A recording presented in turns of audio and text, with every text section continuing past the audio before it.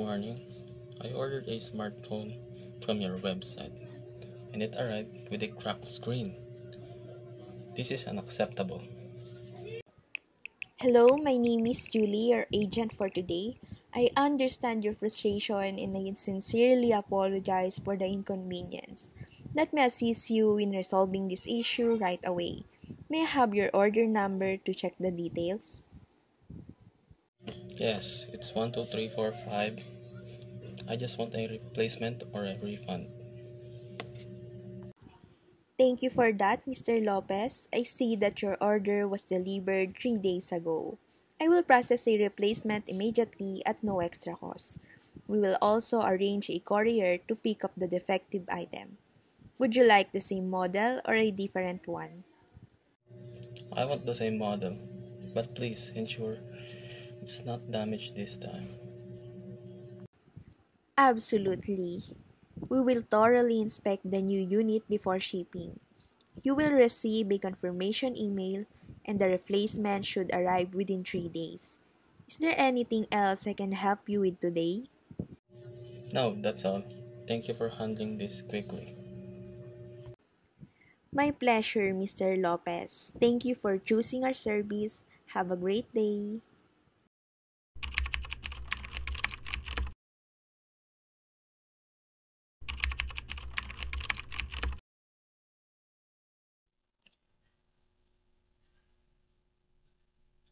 Oh, come on. I can log into my online bank account. I need to call a customer service.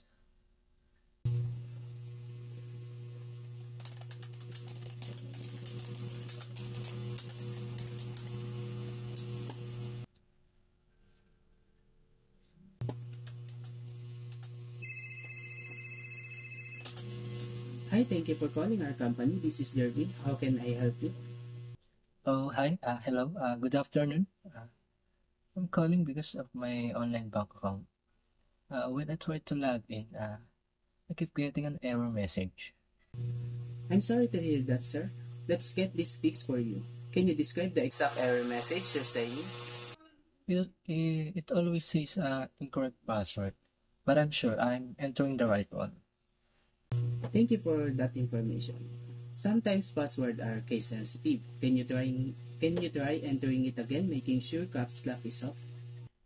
Tried that many times, but it still doesn't work. I understand. For security reasons, let's try resetting your password. I will send a verification code to your registered mobile number. Can you confirm if you received it? Yeah. I get the code. Great! Please enter the code, then follow the instructions to create a new password. Okay, done. I can log in now. Thank you so much. You're very welcome. Is there anything else I can assist you with today? No. That's all. Have a great day. Thank you very much.